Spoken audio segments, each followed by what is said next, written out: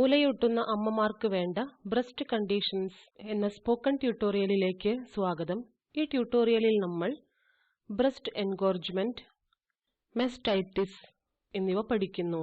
Breast എൻഗോർജ്മെന്റ് അതായത് പാല് നിറഞ്ഞ് മുല വേദനിക്കുന്നത് എന്നതിൽ തുടങ്ങാം. എൻഗോർജ്മെന്റ് പാല് നിറഞ്ഞ് മുല വേദനിക്കുന്നത് പ്രസവത്തിന് ശേഷം 3 മുതൽ 5 ദിവസം വരെയാണ് സംഭവിക്കുന്നത്.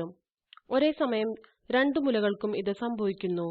പാല് നിറഞ്ഞ് മുല വേദനിക്കുന്നത് മുലയിൽ പാൽ നിറയുന്നതും വ്യത്യാസമുണ്ട്. പാൽ നിറഞ്ഞ് മുല വേദനിക്കുന്നത്, മുലയിൽ പാൽ നിറയുന്നതും എന്നിവ തമ്മിലുള്ള വ്യത്യാസം നമുക്ക് നോക്കാം. എൻഗോർജ്മെന്റിൽ പാൽ നിറഞ്ഞ് മുല ഭാരം കൂടി തടിച്ചു വീർത്ത് വിണ്ട് വേദനിക്കുന്നു. മുലകളിൽ വിളറി തിളക്കമേറിയ ഞരമ്പുകൾ പുറത്തു കാണുന്നു. ഇത് മുലകൾക്ക് വേദന, പനി എന്നിവ 24 മണിക്കൂർ വരെ ഉണ്ടാകുവാനും കുഞ്ഞിന് ശരിയായി അടുപ്പം കിട്ടുവാൻ തടസ്സപ്പെടുത്തുകയും ചെയ്യുന്നു. എന്നാൽ പൂർണ്ണമായ മുലകൾ സാധാരണമാണ്. ഫുൾ ബ്രസ്റ്റ് അതായത് പൂർണ്ണമായ മുലകൾ വലുതായി തോന്നാമെങ്കിലും അവ തിളങ്ങുന്നില്ല. പൂർണ്ണമായ മുല ഫുൾ ബ്രസ്റ്റ് വേദന ഉണ്ടാക്കില്ല, പനിയും ഉണ്ടാകില്ല. ഇപ്പോൾ മുലയൂട്ടുന്ന അമ്മമാരിൽ ബ്രസ്റ്റ് എൻഗോർജ്മെന്റ് എന്താണെന്ന് ചർച്ച ചെയ്യാം. ബ്രസ്റ്റ് എൻഗോർജ്മെന്റ് താഴെ പറയുന്ന സന്ദർഭങ്ങളിൽ ഉണ്ടാകാം. പ്രസവശേഷം കുഞ്ഞിനെ മുലയൂട്ടിയില്ല എങ്കിൽ, അമ്മ കുഞ്ഞിന് സമയാസമയങ്ങളിൽ പാൽ കൊടുത്തില്ല എങ്കിൽ, മുലയൂട്ടുന്ന സമയത്ത് അമ്മയുടെ മാറിലേക്ക് കുഞ്ഞിന് ശരിയായി അടുപ്പം കിട്ടിയില്ല എങ്കിൽ, അമ്മ പെട്ടെന്ന് മുലയൂട്ടൽ നിർത്തിയെങ്കിൽ. പാൽ നിറഞ്ഞ മുല വേദനിക്കുന്നത് എങ്ങനെ ചികിത്സിക്കാമെന്ന് നമുക്ക് ഇപ്പോൾ നോക്കാം. ഒന്നാമത്തേത്, ശുദ്ധമായ വെള്ളം കൊണ്ട് കൈ കഴുകുവാൻ അമ്മയോട് ആവശ്യപ്പെടുക. ഇപ്പോൾ കുഞ്ഞിനെ അമ്മയോട് അടുപ്പിക്കുക. അങ്ങനെ അവൾക്ക് കാണുവാനും കുടിക്കുവാനും കുഞ്ഞിനെ തൊടുവാനും കഴിയും. കുട്ടി മുല കുടിക്കുവാൻ വെമ്പുന്നുവെങ്കിൽ കുഞ്ഞിന്റെ തുണികൾ വാസനിക്കാവുന്നതാണ്. അതിനുശേഷം അമ്മ ഒരു ഗ്ലാസ് വെള്ളം കുടിക്കണം. 5 മുതൽ 10 മിനിറ്റ് വരെ മുലപ്പാൽ ചൂടുപിടിപ്പിക്കുക. വേണമെങ്കിൽ അമ്മയ്ക്ക് ചൂടുവെള്ളത്തിൽ കുളിക്കാം. മുലപ്പാൽ പുറത്തുവരുവാൻ ഇത് സഹായിക്കും. അതിനുശേഷം ആരോഗ്യ പ്രവർത്തക അമ്മയോട് വിശ്രമിക്കുവാൻ ആവശ്യപ്പെടണം. മാനസിക സമ്മർദ്ദം പാൽ പുറത്തുവരുന്നതിനെ തടസ്സപ്പെടുത്തുന്നു. ഇത് പാൽ പുറത്തുവരില്ല. ഇപ്പോൾ ആരോഗ്യ പ്രവർത്തകയോ ഏതെങ്കിലും കുടുംബാംഗമോ അമ്മയുടെ കഴുത്തിലും മുകൾ ഭാഗത്തും തടവണം. ഇത് മുലപ്പാൽ പുറത്തുവരുവാൻ സഹായിക്കും.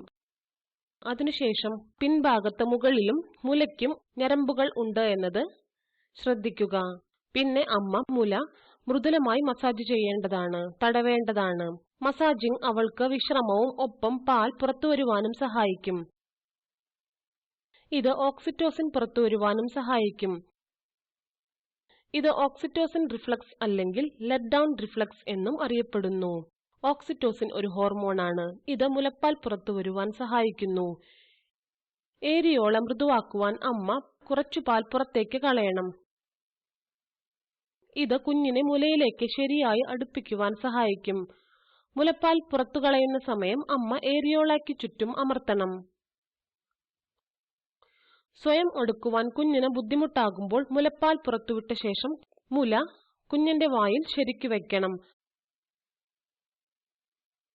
2 മുലയിൽ നിന്നും മുലയൂട്ടുവാൻ ശ്രമിക്കുക. പാൽ കൊടുക്കുന്ന ഇടവേളകളിൽ അമ്മ 5 മുതൽ 10 മിനിറ്റ് നേരത്തേക്ക് നനഞ്ഞ തണുത്ത തുണി വയ്ക്കണം. അല്ലെങ്കിൽ അമ്മയ്ക്ക് മുലകളിൽ തണുത്ത ക്യാബേജ് ഇലകൾ വയ്ക്കാം.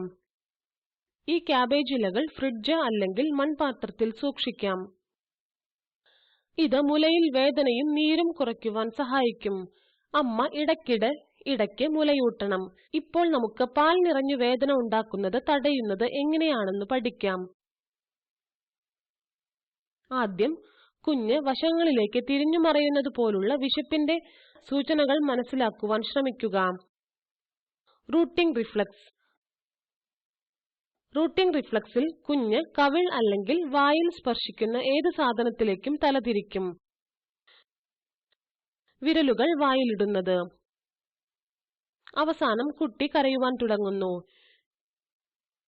എപ്പോഴൊക്കെ കുട്ടി വിശപ്പിന്റെ സൂചനകൾ കാണിക്കുന്നു അപ്പോൾ കരയുവാൻ തുടങ്ങുന്ന മുന്നേ മുലയൂട്ടൽ ആരംഭിക്കണം. കുഞ്ഞ് ശരിയായി വായി പിടിച്ചിട്ടുണ്ടെന്നും നന്നായി മുല കുടിക്കുന്നുവെന്നും ഉറപ്പാക്കുക. ഓർമ്മിക്കുക, ഒരു മുലയിൽ നിന്നും പൂർണ്ണമായി മുലയൂട്ടിയ ശേഷം അടുത്തതിലേക്ക് മാറുക. അടുത്തതായി മെസ്റ്റൈറ്റിസ് എന്ന സ്തനവീക്കം മറ്റൊരു സ്തനാവസ്ഥ നമുക്ക് പഠിക്കാം. ഇത് മുല ചുവന്ന് തടിച്ച് വീർത്ത് ഭാരമേറിയതായി മാറുന്നു. അമ്മയ്ക്ക് മുലയിൽ കഠിനമായ വേദന, പനി, വയ്യായ്മ എന്നിവയെല്ലാം അനുഭവപ്പെടുന്നു. ആദ്യത്തെ 6 ആഴ്ചകളിൽ അമ്മയ്ക്ക് സ്തനവീക്കം ഉണ്ടാകും. ഇത് മുലയൂട്ടുന്ന ഏതു സമയത്തും സംഭവിക്കാം. ഇത് ചിലപ്പോൾ ബ്രസ്റ്റ് എൻഗോർജ്മെന്റ് ആണോ എന്ന് ആശയക്കുഴപ്പമുണ്ടാകുന്നു. ചിലപ്പോൾ പാൽ നിറഞ്ഞ് മുല വേദനിക്കുന്നത് 2 മുലകളിലും മുഴുവൻ ഭാഗത്തും ഉണ്ടാകുന്നു. അതേസമയം സ്തനവീക്കം സാധാരണയായി മുലയുടെ ചില ഭാഗങ്ങളിൽ ഒരു മുലയിൽ മാത്രമേ ഉണ്ടാകാറുള്ളൂ. സ്തനത്തിൽ മുഴയുണ്ടായാൽ അത് ചികിത്സിച്ചില്ല എങ്കിൽ സ്തനവീക്കത്തിന് കാരണമാകും. ഇപ്പോൾ ചികിത്സിച്ചില്ല എങ്കിൽ എങ്ങനെയാണ് ബ്ലോക്ക്ഡ് ഡക്ട്സ് സ്തനവീക്കമായി മാറുന്നത് എന്ന് നമുക്ക് ചർച്ച ചെയ്യാം. മുലയിൽ നിന്ന് പാൽ നീക്കം ചെയ്യപ്പെടാതെ കെട്ടിനിൽക്കുന്ന അവസ്ഥയാണ് ബ്ലോക്ക്ഡ് ഡക്ട്സ് അല്ലെങ്കിൽ സ്തനത്തിൽ മുഴ ഉണ്ടാകുന്നത്. സാധാരണയായി ഈ മുഴ പാൽ നിറഞ്ഞ് തടഞ്ഞു നിൽക്കുന്ന മുലയുടെ ഭാഗമാണ്. ഇത് മുഴകൾ ഉണ്ടാക്കുന്നതിലേക്ക് നയിക്കുന്നു. ഈ മുഴ മൃദുവായതും പലപ്പോഴും തൊലിക്ക് മുകളിൽ ചുവന്ന നിറത്തിൽ കാണപ്പെടുന്നു. സ്തനത്തിലെ മുഴകളും പാൽ കെട്ടിനിന്ന് വേദന ഉണ്ടാക്കുന്നത് പാൽ ഉൽപാദനം കുറയുവാൻ കാരണമാകുന്നു. മുലയിലെ മുഴയിൽ പാൽ കെട്ടി നിൽക്കുന്നതും പാൽ നിറഞ്ഞ് വേദന ഉണ്ടാകുന്നതും സ്റ്റേസിസ് എന്നറിയപ്പെടുന്നു. ഈ തടിപ്പ് നീക്കം ചെയ്തില്ല എങ്കിൽ അത് മുലയിലെ കോശങ്ങൾക്ക് വീക്കം വരുവാൻ ഇടയാക്കും. ഇതിനെ നോൺ ഇൻഫെക്റ്റീവ് മെസ്റ്റൈറ്റിസ് എന്ന് വിളിക്കുന്നു. ചിലപ്പോൾ മുലകളിൽ ബാക്ടീരിയ കാരണവും രോഗബാധിതമാകാം. ഇത് ഇൻഫെക്റ്റീവ് മെസ്റ്റൈറ്റിസ് എന്ന് വിളിക്കുന്നു. താഴെ പറയുന്ന സാഹചര്യങ്ങളിൽ വ്രണം ഉണ്ടെങ്കിൽ ബാക്ടീരിയകൾ എളുപ്പത്തിൽ പ്രവേശിക്കും. മുലക്കണ്ണിൽ വ്രണം ഉണ്ടെങ്കിൽ സ്തനവീക്കം, തടിപ്പ് ചികിത്സിച്ചില്ല എങ്കിൽ, ചികിത്സ വൈകിയാൽ മുലയിൽ പഴുപ്പുണ്ടാകുന്നത് സ്തനവീക്കം ചികിത്സിച്ചില്ല എങ്കിൽ അതിന്റെ ഫലമാണ്. ഇപ്പോൾ നമുക്ക് സ്തനവീക്കം കാരണങ്ങൾ ചർച്ച ചെയ്യാം. സ്തനവീക്കം വല്ലപ്പോഴും മാത്രമുള്ള മുലയൂട്ടൽ ആണ്. മുലയൂട്ടുന്ന അമ്മ ഒരു ജോലിയുള്ള സ്ത്രീയാണെങ്കിൽ എല്ലായ്പ്പോഴും മുലയൂട്ടുവാൻ ബുദ്ധിമുട്ടാണ്. വല്ലപ്പോഴുമുള്ള മുലയൂട്ടലിന്റെ മറ്റു കാരണം അമ്മയ്ക്കോ കുഞ്ഞിനോ രോഗമുള്ളപ്പോഴാണ്. രണ്ടാമത്തെ കാരണം നിപ്പിൾ ഫീഡിംഗ് ആണ്. നിപ്പിൾ ഫീഡിംഗിൽ ശിശു മുലപ്പാൽ പൂർണ്ണമായും കുടിക്കില്ല. മൂന്നാമത്തേത് കൂടുതൽ പാൽ ഉള്ളതാണ്. മുലപ്പാൽ കുടിക്കുന്ന, പാലുപോലുള്ള മറ്റു ഭക്ഷണ സാധനങ്ങൾ കഴിക്കുന്ന കുഞ്ഞിന്റെ വളർച്ചയാണ്. അഞ്ചാമത്തേത് ഇറുകിയ വസ്ത്രമാണ്. അമ്മ ഇറുകിയ വസ്ത്രങ്ങൾ ഉപയോഗിക്കുന്നുവെങ്കിൽ, പ്രത്യേകിച്ച് ഇറുകിയ ബ്രാ ധരിച്ചാൽ അത് മുലകൾക്ക് സമ്മർദ്ദം കൊടുക്കും. പാൽക്കുഴികളിൽ നിന്നും പാൽ ഒഴുകുവാൻ തടസ്സമാകും. ആറാമത്തേത് മാനസിക സമ്മർദ്ദം. അമ്മയ്ക്ക് മാനസിക സംഘർഷം ഉണ്ടെങ്കിൽ അത് പാൽ പുറത്തുവരുവാൻ തടസ്സമാകും. ഏഴാമത്തേത് മുലക്കണ്ണിൽ വ്രണം. ഇത് ബാക്ടീരിയകൾ മുലയിലേക്ക് കയറി പാൽ പുറത്തുവരുന്നത് തടഞ്ഞു നിർത്തുന്നു. സ്തനവീക്കം ചികിത്സ നോക്കാം. ആദ്യം അതിന്റെ കാരണം തിരിച്ചറിയുവാൻ ശ്രമിക്കുകയും ചികിത്സ ആരംഭിക്കുകയും ചെയ്യുക. മുലയൂട്ടുന്നതിന് മുൻപ് മുലയിൽ ചൂടുള്ള സാധനങ്ങൾ വെച്ച് അമർത്തുക. അല്ലെങ്കിൽ അമ്മ ചൂടുവെള്ളത്തിൽ കുളിക്കുക. ആദ്യം രോഗബാധിതമായ മുലയിൽ നിന്ന് തന്നെ മുലയൂട്ടൽ ആരംഭിക്കണം. ഇത് വേദന വർദ്ധിപ്പിക്കുകയോ പാൽ പുറത്തുവരുന്നത് ബാധിക്കുകയോ ചെയ്താൽ രോഗമില്ലാത്ത മുലയിൽ നിന്നും മുല കൊടുക്കുക. ഓർമ്മിക്കുക, പതിവായുള്ള മുലയൂട്ടൽ അത്യാവശ്യമാണ്. മുറിവ് മുലക്കണ്ണിലോ അല്ലെങ്കിൽ ഏരിയോളയിലോ ഇല്ല എങ്കിൽ അമ്മയ്ക്ക് രോഗം ഉള്ള മുലയിൽ നിന്നും പാൽ നൽകാം. ഓർക്കുക, അമ്മ സ്തനവീക്കം മുലയിൽ നിന്നാണ് പാൽ നൽകുന്നത് എങ്കിൽ കുഞ്ഞിന് അണുബാധ ഉണ്ടാകുവാൻ സാധ്യതയുണ്ടാകുന്നതിനാൽ കുഞ്ഞിന് അണുബാധയുടെ അടയാളങ്ങൾ ഉണ്ടോ എന്ന് നിരീക്ഷിക്കണം. രോഗം ബാധിച്ച മുലയിലെ മുലപ്പാലിൽ ധാരാളം ദോഷകരമായ ബാക്ടീരിയകൾ ഉണ്ടാകും. മുല മസാജ് ചെയ്യുന്നത് പാൽ ഉണ്ടാകുന്നത് വർദ്ധിപ്പിക്കും. വീക്കമുള്ള ഭാഗത്തു നിന്ന് മുലക്കണ്ണിലേക്ക് മൃദുവായി തിരുമ്മണം. അമ്മ ശരിയായി വിശ്രമം എടുക്കണം. രോഗലക്ഷണങ്ങൾ കർശനമായി ഉണ്ടെങ്കിൽ ഡോക്ടറെ കാണേണ്ടതാണ്. ബ്രസ്റ്റ് ആബ്സസ് അല്ലെങ്കിൽ മുലയിലെ അണുബാധ മൂലം ഉള്ള പഴുപ്പ് ശസ്ത്രക്രിയ ഉപയോഗിച്ച് കരിച്ചുകളയുകയും ആന്റിബയോട്ടിക്സ് എന്നിവ ഉപയോഗിച്ച് നീക്കണം. ഇതുകൂടാതെ അമ്മ ഇടയ്ക്കിടയ്ക്ക് ശരീരത്തിന് വിശ്രമം കൊടുത്ത് ദീർഘശ്വാസം എടുക്കണം. ആസ്വാദ്യകരമായ സംഗീതം കേൾക്കുക, കുഞ്ഞിനെ കുറിച്ച് ചിന്തിക്കുക എന്നിവ പാൽ പുറത്തുവരുവാൻ സഹായിക്കും. ഓർമ്മിക്കുക, സ്തനവീക്കം തടയുന്നതിന് ശരിയായി വായ് പിടിക്കുന്നത് അത്യാവശ്യമാണ്. ഇത് മുലയിൽ മുഴ ഉണ്ടാക്കുന്നത് ഒഴിവാക്കുകയും കുഞ്ഞിന് ശരിയായി പാൽ ലഭിക്കുകയും ചെയ്യുന്നു.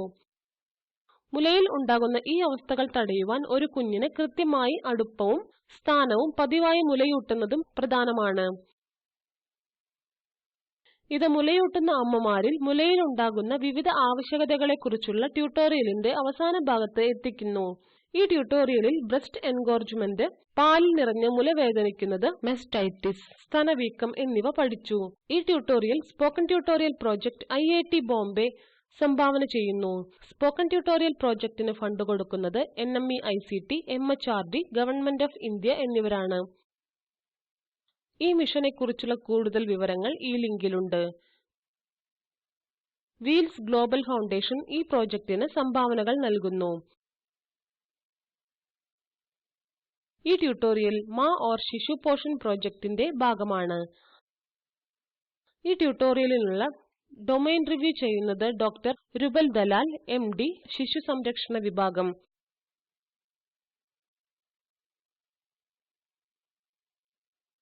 ഇത് IIT ബോംബെയിൽ നിന്നും